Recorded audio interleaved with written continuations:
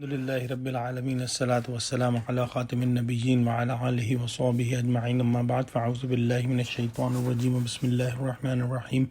Qala Allahu ta'ala fi Surah Al-Maeda, قل يا أهل الكتاب لستم على شيء حتى تقيموا التوراة والإنجيل وما أنزل إليكم من ربكم وَلَيَزِيدَنَّ كَثِيرًا مِّنْهُم مَّا أُنزِلَ إِلَيْكَ مِن رَّبِّكَ طُغْيَانًا وَكُفْرًا فَلَا تَأْسَ عَلَى الْقَوْمِ الْكَافِرِينَ. Translation: Say, O people of the book, you have no standing or solid ground for guidance, still you observe and stand firmly by Torah and Injil and what has been revealed to you from your Rabb, and the message revealed upon you, O Muhammad sallallahu alaihi wasallam, from your Rabb will certainly increase many of them in insurgence and disbelief or blasphemy. So do not be sorrow and nor grieve for the unbelieving nations. It is narrated by Hazrat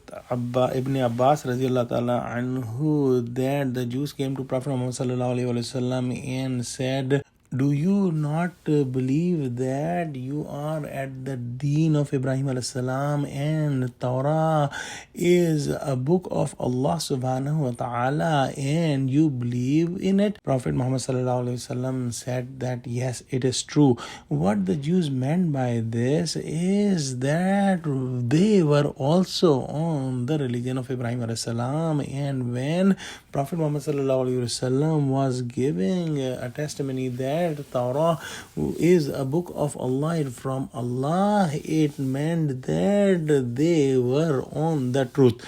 Prophet Muhammad sallallahu alaihi wasallam answered that you have made so many new things in the religion of Ibrahim alayhi salam, and whatever covenant was taken from you in Torah, you have forgotten that, and whatever commandments you were given in Torah, you are hiding it.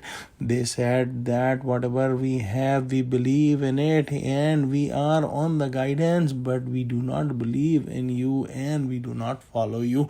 Allah subhanahu wa ta'ala sent this ayah which is just recited, which means that, O Prophet Muhammad sallallahu alaihi wasallam, say to the people of the book that there is no reality of a religion in front of Allah subhanahu wa ta'ala which is not accordance to the complete commandments of Torah and Injil.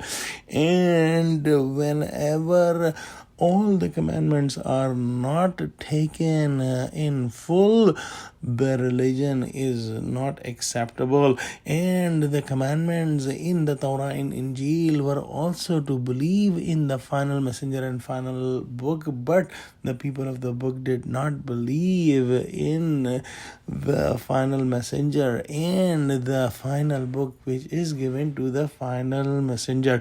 So it means that they are not believing in their own books when they are not believing in the prediction that are given in Torah and Injil. So if they are believing on some commandments of Torah and Injil and not believing on some commandments, it is as if they are not believing on any commandments of Torah and Injil, which means that their claim that they are on guidance and they are on the religion of Ibrahim alayhi salam is incorrect.